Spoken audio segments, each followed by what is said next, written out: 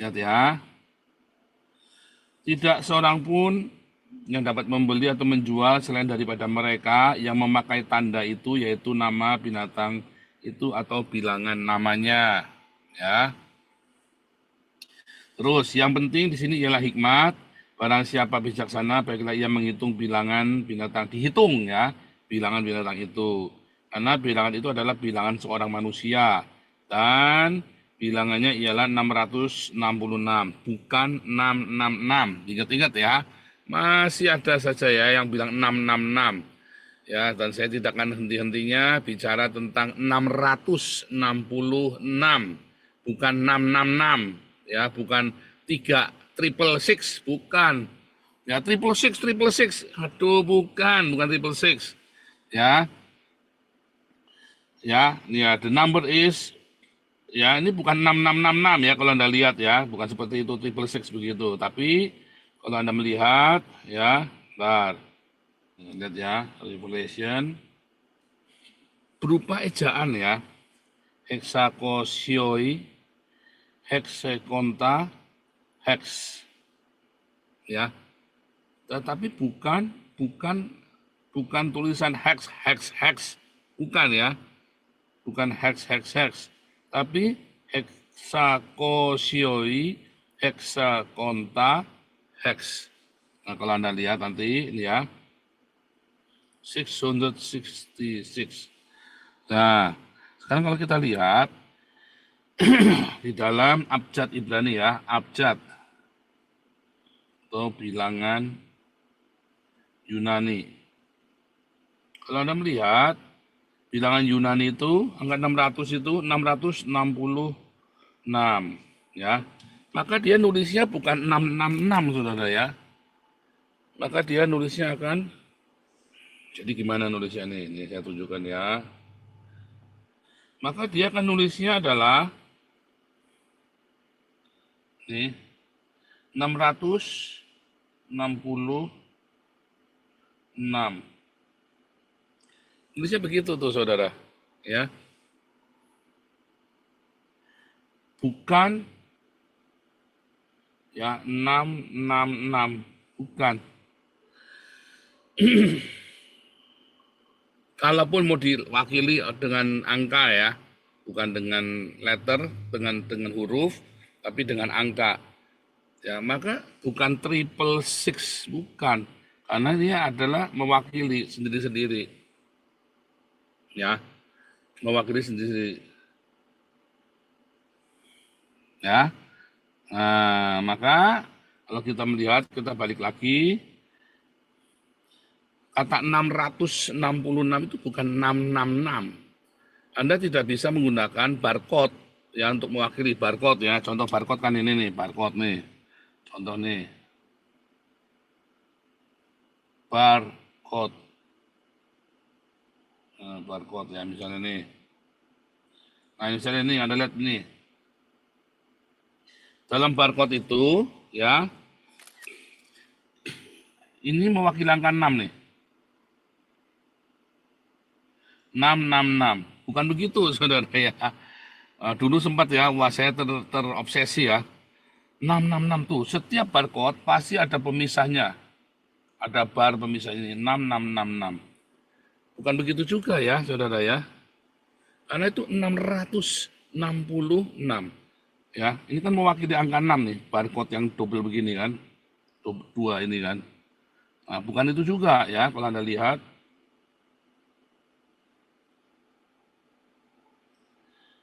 Itu contohnya ya, Saudara ya. Image. Nah, itu ya. Contohnya nih, ini kan angka 3. Ini kan angka 3 nih. Saya kasih ini nih, saya kasih katuk-katukin ya. Ini kan angka 3. Ini adalah angka 6. Ya, ini 0, 0, 0. Ini angka 6-nya nih, ini angka 3. Ya, ini kan 3, ini 6. Ini 0, 0, 0. Nah, ini 6 kan sama ini kan? Anggap nggak? Pengkodean itu ya. Tadinya saya berpikir seperti itu 6666. Dulu ya, zaman saya SMA, kuliah. Ya sekarang sudah doktor teologi ya, sudah cara ini beda ya. Nah, kita kembali ke sini ya. Di situ nanti ada namanya ya ki ya, karakma. Karakma itu adalah sebuah tanda karakma. Karakma itu apa? Tanda apa? Tato, saudara. Ditato, sculpture, engraving, stamp, sign. Itu ditato intinya, ya, ditato. Jadi bukan dimasukkan. Karena apa? Harus ada engrave, ya, ada engraving, diukir tangannya. Sculpture, stamp, di stamp, sign, tanda, sebuah tanda yang diukirkan di tangan. Maka microchip itu bukan salah satunya, ya. Microchip itu bukan salah satunya. Anda jangan mau di framing ya dengan pendeta-pendeta yang ngaco-ngaco itu ya. Yang nanti microchip ya, suntikan corona itu ya. Kecuali Anda disuntik di dahimu, saudara ya. Siapa yang divaksin dicucus di batuknya gini, saudara. Ya. Wah, kan edan ini, saudara. Dokternya kan geblek ini, masa disuntikan di batuknya begini.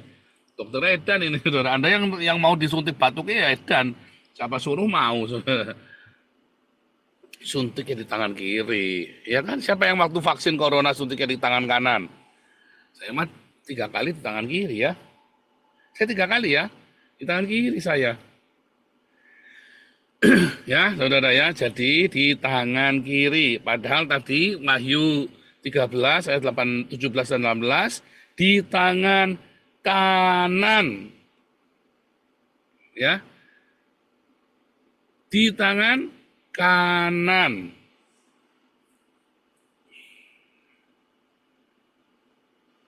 Kembali ya. Nah, itu kita kembali sini, saudara ya. Polisi ada temukan lambang ISIS di Kupang, simbol ya. Nah, ini simbolnya ya, yang di tengah itu ya. Yang di tengah yang hitam itu. Nah, nanti bentuknya seperti ini, saudara. Ya, bentuknya. Bilangan antikris 666 adalah syahadat. Kenapa bisa syahadat? Karena ternyata ya syahadat Islam itu jumlahnya adalah 616. Loh, kan 666, Pak. Yang 50 dari mana? Yang 50.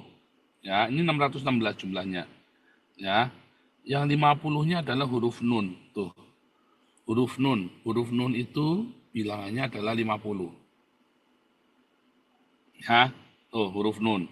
Jadi Anda akan ditatonya seperti ini. Ini sudah terjadi ya, ISIS di Syria. Ya, letter nun ya, ini ISIS di Syria ya, letter nun. Nah, mungkin ada ya, mungkin masih ada beritanya ya. The letter nun ya. Nah, ini ya. The house of Moroccan Christian is marked with Arabic letter nun. It is the first time in Morocco that a house is marked with the symbol of Iraq persecuted Christian. Dibawa dari Irak ya, dari Syria itu ya, dari ISIS itu. We are not discouraged and we pray for God's protection. The Moroccan Christian YouTuber. Ya, a house Moroccan Christian. Tuh, ditandain tuh loh, saudara. Ya. Jadi nanti tandanya nggak perlu lengkap, tapi cuma ditempel aja satu, itu sudah mewakili. Ya. Sudah mewakili. Tapi bisa juga lengkap, ya. Nah, karena apa, saudara? Dari in the morning, October 9, Rakis discovered that someone has painted the Arabic letter Nun on the front of his house in Agadir. Ya, the sign publicly pointed him out as a Christian. At the time, the Lord spoke to me with word found in John 16. You will have tribulation, but you will overcome, and your heart will be full of my presence. I had no fear, but I felt honor. Rakil told Spanish news website Protestante Digital from his new home. Ya, ini adalah ditandain sama orang Islam pakai huruf nun ini ya, saudara ya. Pakai huruf nun, artinya Nasrani, N, huruf Nasrani. Nah, kalau kita lihat, ya, lihat.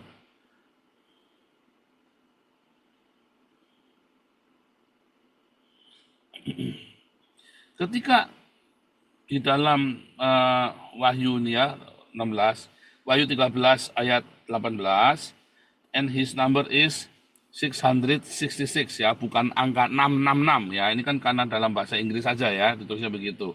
Tadi harusnya adalah bentuknya sudah saya tunjukkan tadi ya. Nah, lihat bahasa aslinya dalam minuskul 115, I115 ya, di dalam apa namanya yang ditemukan oleh Irenaeus. Irenaeus itu adalah muridnya Apolos, muridnya apa namanya? Muridnya Yohanes ya, Yohanes murid Yesus yang menyandarkan kepalanya di bahu Yesus ya. Nah, Irenaeus ini adalah cucu muridnya Yohanes ya. Nah, jadi sangat dekat. Dan dia mengatakan ya bahwa angkanya itu adalah 616. Ya. 616 Saudara ya, ada dalam satu minuskul 115 di zaman itu ya. Zamannya Irenaeus itu ya. Nah, Saudara, lihat Yesus pernah berkata ya, satu iota ya, satu iota atau satu titik pun tidak akan ditiadakan dari hukum Taurat. Satu iota loh, angka I ya. Ya Saudara ya. Satu iota pun tidak akan dihilangkan. Nah, angka 616 tadi kalau kita lihat angka 616 untuk membentuk angka 616 maka dia akan pakai apa Saudara? 600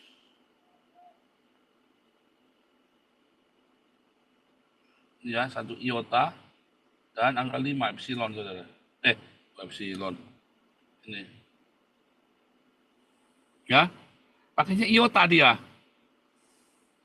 Maka tulisnya kan begini Saudara.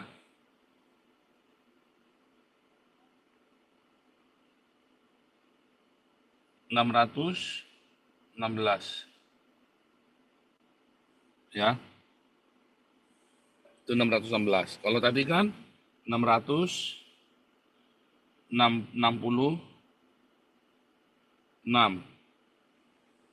ya kan?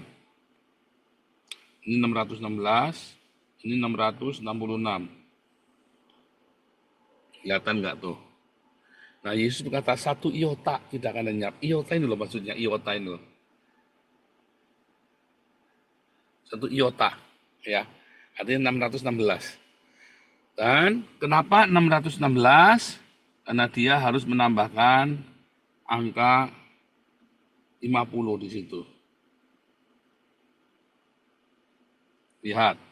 Tulisan la ilaha illallah itu, ya la ilaha illallah Muhammad Cabulullah itu Saudara kalau dihitung la ilaha itu ya lam alif alif lam ha, maka jumlahnya 67 ya, kata illa ya alif lam alif ya, dan seterusnya itu ya, maka itu jumlahnya nanti jumlah 616. Jadi total jumlah syahadat Islam itu adalah 616, persis tadi dalam minuskul 115 yang zamannya Irenaeus ya. Irenaeus itu muridnya Polikarpus. Polikarpus itu muridnya Yohanes. Jadi cucu muridnya Yohanes ya. Jadi Irenaeus menemukan bukti itu 616 ya. Nah, kemudian kalau Anda melihat atau 616 itu ya, ini ya tadi ya, dalam minuskul 115 ya, interaksi elemen ya, institutive number the beast revelation chi iota stigma ya.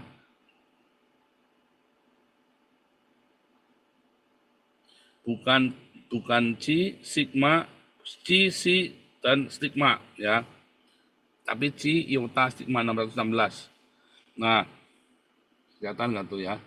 Chi ya, chi si sama stigma dibanding dengan chi iota sama stigma 616 atau 616 itu ya. Nah, ini ada di dalam ini minuskul 115.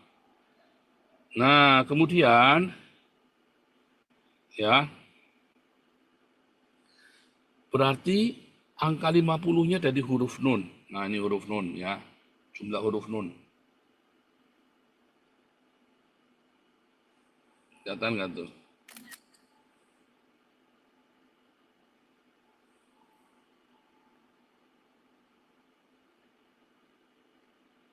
huruf nun 50 ya. Huruf nun itu angkanya 50. Tadi yang kita baca ya. Huruf nun itu 50, angkanya udah kita baca. Beritanya ya, yang kejadian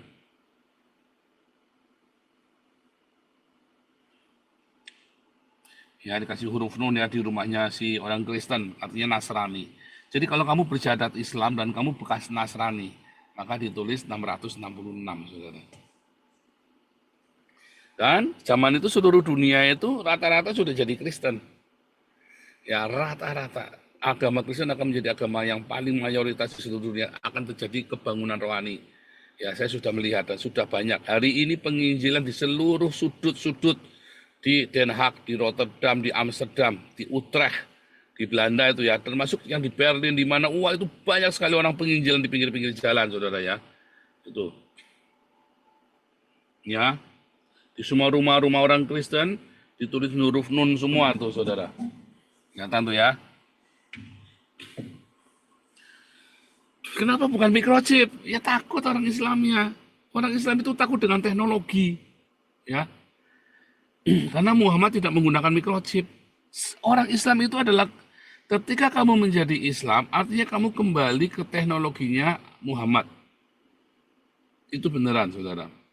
Makanya tadi di dalam Wahyu 6 yang akan dibunuh dengan pedang, saudara ya. Mereka akan membunuh dengan pedang.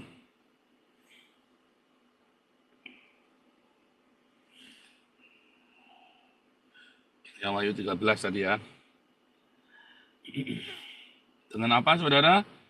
Berperang ya. Mana nih? Yang dengan pedang tadi mana ya? Wahyu 6 ya, sorry ya. Wahyu 6 ya. Wahyu 6 tadi ya. Wahyu 6.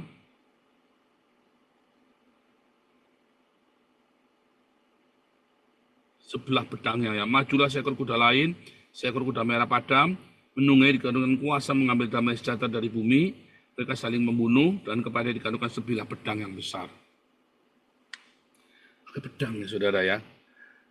Dan orang yang sampai hari ini masih membunuh dengan pedang ya orang-orang Islam ini. Ya kan? Mau dia pegang AK-47, pasti dia pegang pedang. Karena menyembelih orang itu, wah itu tuh pahalanya luar biasa itu. Yang kalau menyembelih orang ya. Lihat, aku melihat sesungguhnya seekor kuda hijau kuning. Ini 2 kali ya, kuda hitam dan hijau kuning. Yang orang menunggangi bernama Maut, kerajaan Maut, mengikutinya kepada mereka diberikan kuasa 1/4 dari bumi, membunuh dengan pedang. Ya, dengan pedang. Lalu Anda lihat dalam Wahyu 7, kemarin kita udah baca, Wahyu ya. Nah ini ya. Wahyu 20. Aku melihat tahta dan orang-orang yang duduk di atasnya, kepada mereka diserahkan kuasa untuk menghakimi. Aku juga melihat jiwa-jiwa mereka yang telah dipenggal kepalanya karena kesaksian tentang Yesus. Yang hobi menggal kepala apakah orang Roma, saudara? Bukan. Orang Islam. Ya, yang suka ngorok orang itu, yang nyembelih gitu ya. Islam. Ya. Hanya tidak menyembah binatang itu dan patungnya, yang tidak juga menerima tandanya. Tanda apa tadi? Syahadat Islam tadi. 616 ditambah huruf nun 50. 660. Nah, Islam ini akan menghindari semua teknologi. Karena teknologi itu yang menciptakan adalah orang Yahudi, saudara. Dan orang Kristen. Semua teknologi di dunia, adakah orang Islam menciptakan teknologi? Tidak ada, saudara. Tidak ada teknologi yang diciptakan oleh orang Islam. Orang Islam mau semua seluruh dunia kembali ke zaman Muhammad. Pakai onta, pakai kuda. Makanya nanti kalau Anda jadi Islam Indonesia menjadi khilafah, Anda jarang nanti nemu mobil Mercy. Ya, Anda nemunya apa, saudara? Onta nanti. Bisa ada onta nanti di puncak, di Jakarta, di tengah kota. Mereka naik onta, saudara. Pahalanya besar. Kamu akan melihat banyak sekali tai onta di DKI, di jalan-jalan itu, di balai kotanya itu ya. Kalau kemarin Anies Baswedan yang menang jadi presiden, di Jakarta itu isinya tai onta. Karena banyak orang nanti naik onta. Serius. Beneran. Cara pakaian aja mereka kembali ke zaman Muhammad. Cara berpakaian, peradaban, Anda dikembalikan kepada zaman Muhammad. Ya. Anda mulai nanti dilarang pakai handphone, dilarang pakai teknologi. Karena semua teknologi itu akan menghancurkan Islam. Islam dihancurkan oleh internet, oleh Google, oleh Facebook, Twitter, oleh TikTok. Semua lihat apologet-apologet Islam, para pendakwa-pendakwa Islam, babak belur, saudara ya. Dari Zakir Naik, sampai Donditan, sampai Suma, sampai siapapun sebut babak belur semua. Saya saja kasih 1 miliar, sayembara siapa yang bisa membuktikan Allah Islam ada. Sampai sekarang belum bisa ada yang membuktikan.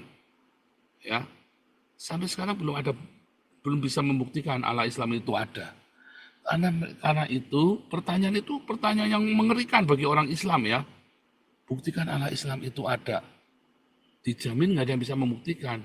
Lalu mereka merasanya lebih pintar dari saya, padahal IQ-nya mereka di bawah 70, IQ saya 130. Ya, lalu mereka merasa lebih pintar dari saya. Iya, kalau kamu bisa membuktikan Allah Islam ada, kalau kamu IQ-nya 60, kamu akan tahu ada buktinya bahwa Allah Islam ada, tapi dengan IQ 60, saudara. Syaratnya IQ harus 60. Ya, apa itu, saudara? Ya pokoknya kalau kamu tidak percaya, tak sembelih kamu. Beneran, saudara ya. Ya kan, berapa ancaman tuh saya tuh tiap saya ke TikTok itu ya mesti diancam. Saya bunuh kamu. Oh, udah berkali-kali tuh ya saya diancam di TikTok itu ya. Saya bunuh kamu. Oh, dari zaman Facebook, TikTok semua ya. Saya bunuh kamu. Ya begitulah Islam. Ya. Mereka tidak akan bisa membuktikan kecuali IQ-nya 60 lalu mereka bilang ini buktinya saya bunuh kamu. Iya kan? Kalau kamu tidak percaya dengan bukti yang saya berikan saya bunuh kamu. Itu fakta. Ya. Jadi teknologi itu akan di downgrade. Ya.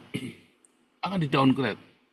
Kenapa? Karena teknologi membuat orang Islam ya menjadi kelihatan bodong, kelihatan palsu. Orang Islam kelihatan goblok, bodoh. Kenapa? Karena teknologi. Maka kayak kemarin ya, dari handphone mereka sekarang pakainya pager sama walkie-talkie. Tentara-tentara Lebanon, tentara Hamas, sekarang mereka pakainya pager sama walkie-talkie. Mereka pikir tidak bisa dibajak, ternyata pun bisa dibajak. Apalagi microchip. Maka orang Islam itu pasti anti microchip. Coba deh nanti kalau nggak percaya. Yang nentang pasti orang Islam microchip ini. Dianggap apa haram. Di Indonesia nggak akan jalan apa haram. Nggak boleh pasang microchip di badan kita. Haram pasti. Lalu orang Kristennya ikut-ikutan, paranoid. Ya, takut dengan microchip. Padahal microchip ini yang membuat kita menjadi lebih makmur dunia. Tidak ada kesenjangan. Ya, karena microchip. Namun kemudian microchip ini akan dibajak oleh Islam sama ya. Karena mereka takut dengan internet, dengan microchip, dengan segala macam teknologi. Teknologi akan membuat Muhammad jadi seperti tikus di dalam got, saudara, ketangkap basah. Ya kan? Kelihatan semua kecabulannya, kesesatannya, kebejatannya. Ya, hanya teknologi yang bisa membuktikan itu. Zaman dulu orang nggak ngerti. Diketawain kalau orang bilang Muhammad membelah bulan. Seluruh dunia ketawa. Ya, katanya membelah itu tandanya buktinya NASA. Akhirnya mereka bohong lagi. Ya memalsukan NASA, ya kan? Berita dari NASA, mereka bikin website palsu ya. Oh, ini websitenya NASA, dibikin palsu. Ini buktinya nih NASA membuktikan bahwa bulan pernah terbelah dan segala macam mujizat-mujizat palsu lainnya. Itu kan terjadi. Nah, itu adalah revolusi dari antikristus. Mereka melakukan revolusi teknologi, mendowngrade teknologi itu. Dan itu nanti akan terjadi di zaman kita, teknologi yang di downgrade. Mereka akan menghancurkan semua peradaban. Lihat ya, yang dihancurkan oleh Islam, ya, yang ditarget oleh Islam selalu peradaban. Dirubah jadi peradaban Arab. Anda semua akan dirubah peradabanmu jadi peradaban Arab. Kalau kemarin Anies menang, maka Indonesia akan menjadi Indonistan. Ya, kalian akan melihat banyak tai onta, kalian hanya yang cuma melihat cuma jilbab di sepanjang jalan. Sekarang saja kan Indonesia ini kan jadi negara jilbab kan? Iya kan? Jadi kacau nih Indonesia ini. Itu yang Anda akan lihat. Nah, Kemudian para orang Kristennya jadi kadrun. Jadi kadrun apa? Takut sama microchip, takut sama vaksin. Bodoh kamu, saudara. Kamu ngurusi perkara-perkara yang tidak penting. Vaksin, microchip. Kamu ketakutan dengan itu sehingga kamu tidak produktif lagi. Ya kan? Tetapi kalau Anda sudah ngerti tadi bahwa bilangan antikristus itu bukan vaksin dan microchip, tapi itu adalah syahadat Islam yang ditato nanti di dahimu atau di tanganmu. Supaya kamu tidak bisa murtad lagi dari Islam. Supaya kamu tidak bisa meninggalkan Islam. Karena kalau sudah kasih tanda, orang Kristen tidak akan mau menerima kamu. Kenapa? Karena itu bahaya. Kamu itu lawan atau kawan. Ya, ingat di zaman nanti ketika antikristus datang, dunia itu chaos loh. Begitu orang sudah ada tandanya, kamu tidak bisa menganggap dia itu adalah kawanmu. Hati-hati, saudara. Dia bisa kapan saja berkhianat. Ya. Nah, kalau Anda melihat tadi ya tanda-tanda itu ya, Anda sudah tahu bahwa jangan menggunakan tanda itu. Ya. Barang siapa ditentukan untuk ditawan, ia akan ditawan. Barang siapa ditentukan untuk dibunuh dengan pedang, ia harus dibunuh dengan pedang. Pedang lagi, saudara. Ya, ditawan atau dibunuh dengan pedang lagi. Kenapa? Karena kalau pakai teknologi lagi, orang Islam takut, saudara. Takut. Ya, bentar. Betul ya. Jadi saudara, ya, kata kunci pedang itu sangat penting. Ya, sampai sekarang, sampai dengan hari ini, Anda lihat orang Islam di Eropa pun, di Amerika pun, begitu mereka bilang jihad, mereka bawa pedang. Mereka tidak akan bawa. Kenapa? Karena kalau bawa senjata pasti dirahasia. Kalau bawa pistol atau bawa senapan, kalau bawa pedang enggak, ya. Dianggap seni kan? Apa?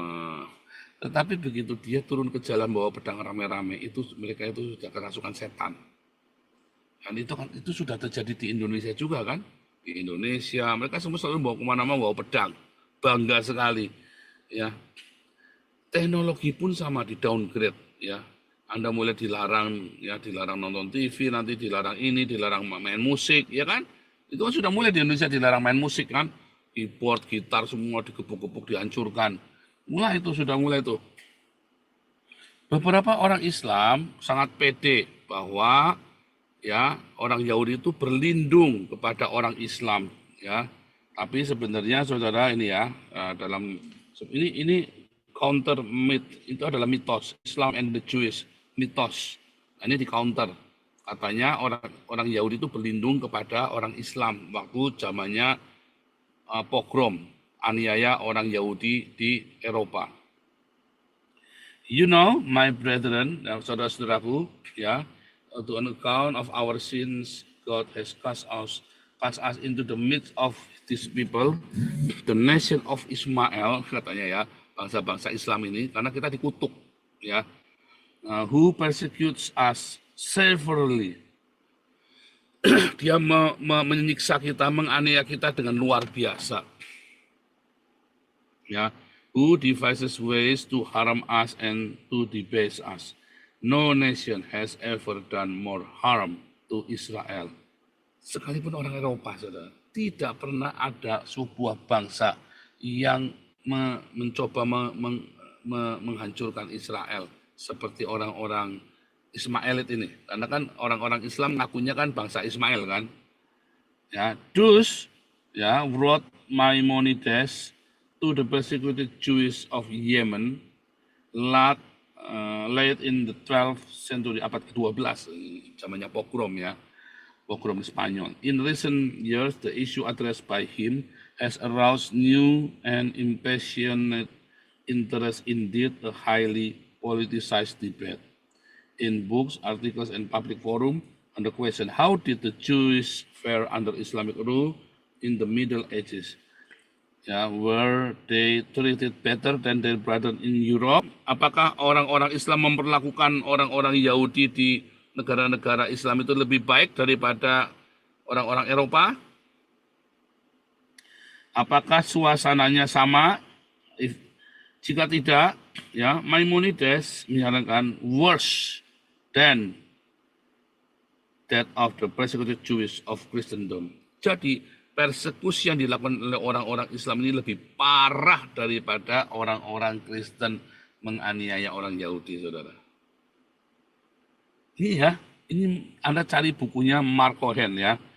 Anda bisa cari ini ya, The Jerusalem Quarterly, jurnalnya number 38. Ya, penulisnya namanya Mark Cohen, judulnya Islam and the Jewish Myth Counter Myth History, PDF. Cari ya, cari jurnalnya itu ya. Anda bisa lihat sendiri. Ini orang Yahudi, ini jurnal dari Haifa, saudara ya. Ini jurnal dari Haifa, kampus saya. Two radically divergent answers to this question have been offered. One is the well-known, rather myth of the Jewish Islamic interfaith utopia, a golden age of tolerance and political achievement, and of remarkably integrated cultural influence. This myth was invented by 19th century European Jewish intellectuals frustrated by tortuously slow progress of their own integration into Gentile society. Jadi mitos ini, ya orang Islam itu lebih baik daripada orang Kristen. Itu dibangun di abad ke-19 oleh orang-orang Yahudi Eropa. Waktu itu ada namanya Jewish emancipation, saudara, emansipasi Yahudi. Mereka bilang, orang-orang Islam itu baik sama kita. Supaya orang-orang Eropa itu, wah kami ini berarti nggak baik dong. Maka kemudian orang-orang Yahudi ini diberi warga negara karena orang Eropa ingin merasa lebih baik daripada orang Islam. Ya, jadi sebuah mitos yang dihembuskan. Ya kayak orang dagang itu loh, kayak orang dagang. Saya di sana dapat lebih murah. Ya, maka saya ke sana. Orang-orang Eropa melihat orang-orang Yahudi ini kaya-kaya raya, saudara. Jadi dia ingin orang Yahudi tinggal sama mereka karena kaya raya. Dia mau ambilin duitnya orang Yahudi. Jadi orang sana di Maroko sana lebih baik daripada kalian di sini. Nah itu tulisan-tulisan itu kan, kalau tulisan-tulisan di Maroko nggak ada yang mengakui, tapi tulisan orang Yahudi yang ada di Eropa itu diakui. Jadi orang pada nggak tahu tulisannya Maimonides yang lain yang dia marah sama orang Islam ya, yang tadi ya tidak ada, 2 kali disebut ya, tidak pernah orang Eropa memperlakukan kita orang Yahudi seburuk orang Islam ini memperlakukan orang Yahudi, saudara. Ya, gitu ya. Jadi ceritanya begitu asal usulnya. Jadi itu mitos. Anda boleh copy boleh di capture nih ini ya. Tuh saya kasih lengkap tuh. Anda boleh capture ya untuk supaya Anda nanti bisa kalau orang Islam debat Anda ini nih tunjukkan aja, saudara. Ya, para apologet Anda boleh capture ini ya. Sebentar, saya halamannya jelas tuh ya, di capture saudara ya. Tuh, di capture. Ya, supaya bisa Anda kalau lagi debat, siapa bilang orang Islam memperlakukan orang Yahudi dengan baik? Lebih parah. Ya, lebih parah. Aduh, kacau nih.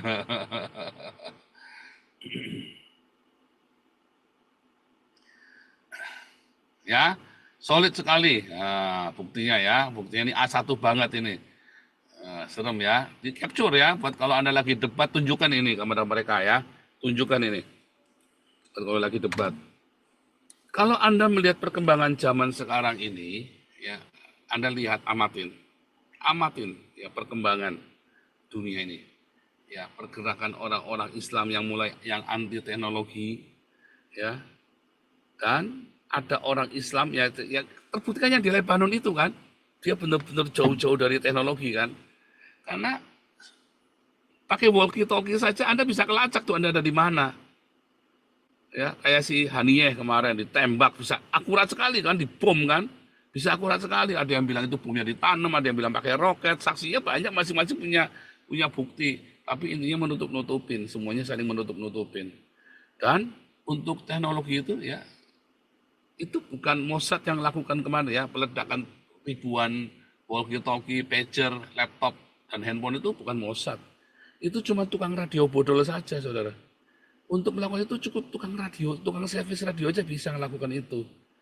Anda tahu itu Iron Dome itu yang bikin itu adalah mahasiswa Teknion. Mahasiswa itu Iron Dome itu yang bikin.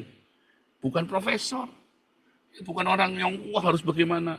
Itu adalah produk dari mahasiswa-mahasiswa di Haifa. Teknion namanya ya, mahasiswa IT Teknion. Nah, tetapi orang Islam menjadi kontra Dia takut dengan teknologi. Kenapa? Karena teknologi itu akan membuat mereka menjadi dibongkar. Makanya nanti satu-satunya teknologi yang punya ya cuman khalifahnya. Rakyatnya nggak punya. Dan itulah nanti yang akan disembah patung yang dapat bicara itu. Padahal itu kan artificial intelligence kan. Patung yang bisa bicara itu kan artificial intelligence, saudara. Tapi karena zaman itu udah nggak ada yang punya lagi, ya zaman itu sudah nggak ada yang punya lagi, dan di Arab itu artificial intelligence itu ditutup-tutupi, lalu rakyatnya mulai menyembah patung yang dapat bicara itu, saudara.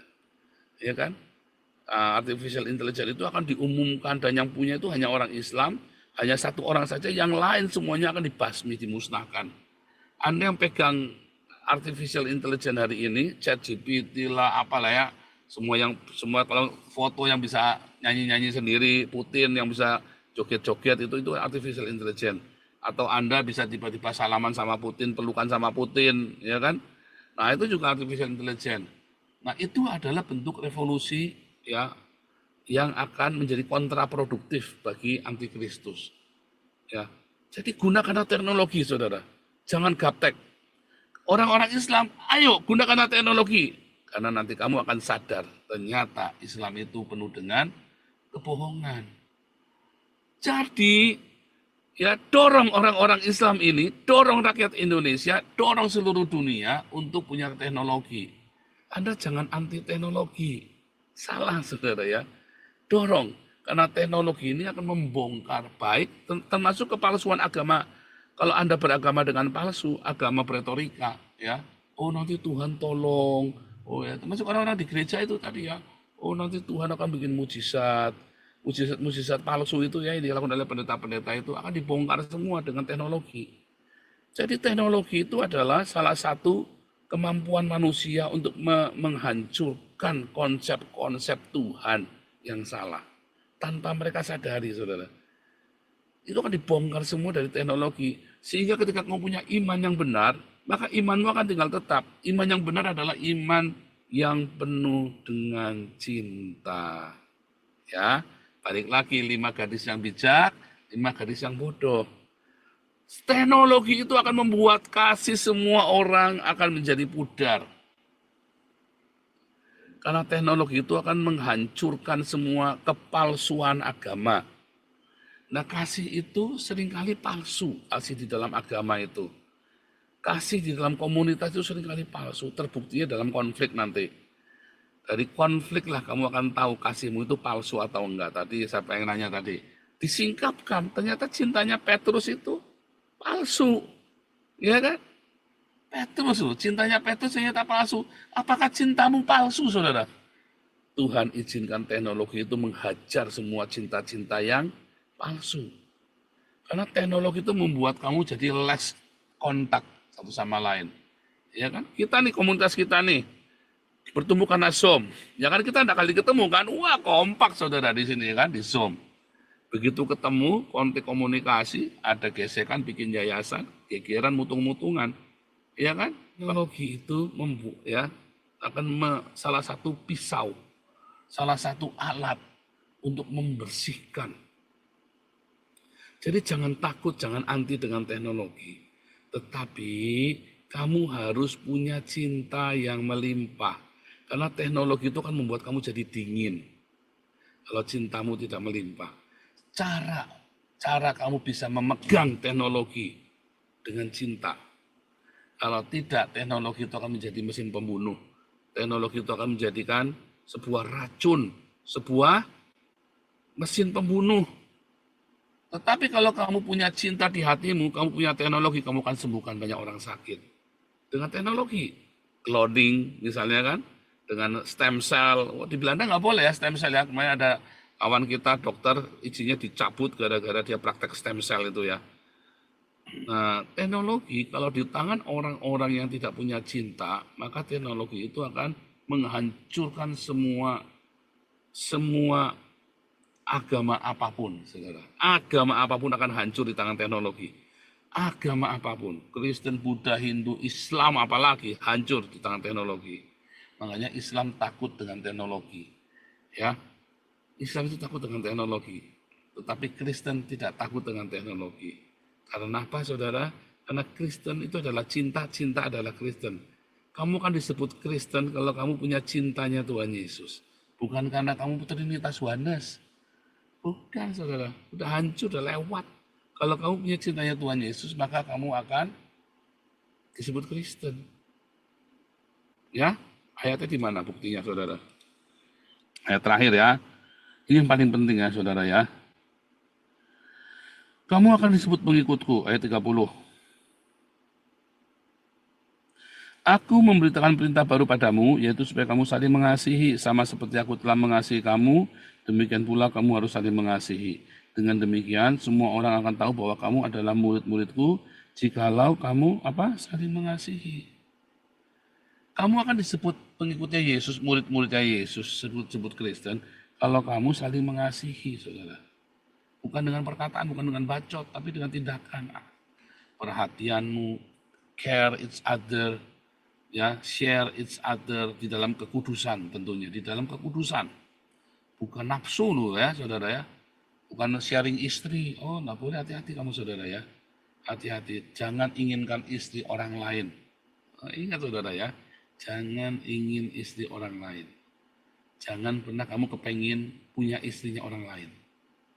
Ya, karena itulah dosa perzinahan dan penyembahan berhala. Kutuknya berturun-turun. Ya, serius saudara ya. Kalau Anda menginginkan istrinya orang lain, ya kan? Itu jelas. Ya, itu saya benar-benar hati-hati ya, wanti-wanti kepada Anda. Jangan pernah Anda membayangkan istrinya orang lain menjadi milikmu. Jadi kasihmu itu harus kasih yang dengan kekudusan. Kamu akan disebut pengikut Kristus kalau kamu saling mengasihi. Ya, saudara ya. Makanya tadi, Petrus tadi, ya kan, lihat ayat 13 ya. Petrus berkata pada Yesus, Tuhan, kemanakah engkau pergi? Ke tempat aku pergi, engkau tidak mengikut aku. Kata Petrus padanya, Tuhan, mengapa aku tidak dapat mengikut engkau sekarang? Aku akan memberikan nyawaku bagimu. Jawab Yesus, kamu mau berikan nyawa bagiku? Tak mungkin. Kata Tuhan kan begitu kan. Sebelum ayam berkokok kamu sudah menyangkal aku 3 kali. Makanya kemudian tadi Petrus ditanya sama Yesus, kamu agape sama aku. Kenapa? Karena agape itu artinya apa saudara? Dalam Yohanes 15. Tadi ya pertanyaannya siapa tadi ya? Saya lupa tadi. Nah ini ayat 13, Yohanes 15 ayat 13. Tidak ada kasih yang lebih besar daripada kasih seorang yang memberikan nyawanya untuk sahabatnya. Tadi ya Petrus bilang, aku akan memberikan nyawaku bagimu. Itu agape. Tapi ternyata apa saudara? Begitu tanya, kamu muridnya ya? Wih. Kenapa saudara? Itu juga sama. Teknologi itu ya, karena teknologi itu kasih kebanyakan orang akan luntur. Kan tidak perlu ketemu lagi. Tapi cinta yang sejati yang kamu miliki, semakin cintamu melimpah, kamu tidak perlu takut dengan apapun, saudara. Ya? Kamu tidak perlu takut dengan apapun. Petrus ditanya, kamu agape sama aku? Enggak Tuhan, aku filio. Tuhan tahu, ternyata aku enggak. Aku sesumbar, aku agape, ternyata aku cuma filio. Aku ini hanya kepengen tenar saja. Aku ini hanya kepengen disembuhkan saja. Aku ini hanya kepengen uang misalnya. Mengapa kamu ikut Yesus, saudara? Kamu agape kah? Mengapa saya ikut Yesus? Sama kan, saudara kan? Kita harus jujur pada diriku sendiri. Ya kan, kita semua harus jujur pada diri kita sendiri. Mengapa kamu hari ini bersama dengan kita? Apakah kamu agape atau karena filio? Kamu ada maunya. Filio itu kan cinta yang ada maunya. Ya kan, ada buntutnya, ada take and give. Kamu agape sama aku? Buang kali. Enggak Tuhan, aku filio. Tuhan tahu aku filio. Kamu agape sama aku? Enggak Tuhan, filio. Ketika kamu filio, iya Tuhan. Tuhan kan tahu, aku sudah sesumbar aku agape, tapi ternyata aku hanya filio. Aku tuh udah maunya ikutmu Tuhan. Hari ini kan saudara ya, jangan-jangan Anda nggak agape sama Tuhan Yesus. Begitu gesekan dikit Anda mutung, tersinggung, ngamuk. Saya nggak ikut-ikutan, malah saya dibawa-bawa lagi, difitnah juga. Apakah kamu agape sama Tuhan Yesus, saudara? Ya, itu pertanyaan besar. Ya. Nah, teknologi ini terakhir, terakhir dari Wahyu 6 ya. Wahyu 6 tadi balik ya. Kuda hitam, makhluk yang kedua ya. Majulah kuda lain, kuda merah padam, menunggangi diberikan kuasa mengambil damai sejahtera, diambil damai sejahtera. Kalau damai sejahtera kan kasih, sukacita, damai sejahtera. Karena apa? Karena kasih itu diambil di atas bumi. Mereka saling bunuh, kepadanya diberikan sebilah pedang yang besar. Ya, kasih kebanyakan orang akan menjadi dingin. Kasih menjadi dingin. Ya katanya ya, kasih kebanyakan orang menjadi dingin. Makin banyak durhaka, maka kasih kebanyakan orang akan menjadi dingin. Ya, makin dingin. Nah, teknologi itu kan menguji cintamu, tetapi kedurhakaan akan memadamkan cintamu, saudara. Pengkhianatan demi pengkhianatan. Makanya, di dalam masa-masa teknologi ini, kita masih menikmati teknologi ini, cintamu itu akan dibedakan. Apa cinta yang sejati, apa enggak. Bagaimana? Kita ketemu di Zoom, Anda punya teknologi untuk mematahkan semua mitos-mitos, semua dongeng-dongeng di kepalamu, sehingga yang tersisa hanya cinta. Tetapi nanti Antikristus datang, kasihmu akan padam. Sekarang cinta apa yang kamu miliki di hatimu? Filio, eros, storge, persaudaraan, hawa nafsu, atau cintanya Tuhan Yesus? Sebab apapun yang kamu cinta, yang kamu miliki saat Antikristus itu datang, itu kan dihabiskan. Agape pun akan dihabiskan. Tinggal seberapa besar kamu punya agape, yang tersisa seberapa, itulah nanti yang lolos untuk menyambut Tuhan Yesus datang. Seberapa cintamu tersisa di hidupmu, cinta agape itu, itulah cinta untuk menyambut kedatangan Yesus yang kedua kali, saudara. Mempelai, kita ini menyambut mempelai datang. Tapi pelita kita tetap menyala. Tapi kalau cinta agape, kamu tidak punya cinta agape, ternyata cintamu itu eros, atau cintamu itu hanya filio, cintamu itu hanya storge. Ya sudah, kelar hidupmu. Kelar, sudah. Karena kamu tidak punya agape. Cinta apa yang kamu punya hari ini? Agape kah, filio kah, eros kah, storge kah? Dan berapa banyak cinta agape itu kamu punya? Hati-hati, saudara. Ya, respon-responmu di masa-masa ini sangat penting. Ya, makanya mulailah, triggernya adalah saudara apa? Berdiakonia. Haleluya, Tuhan Yesus memberkati.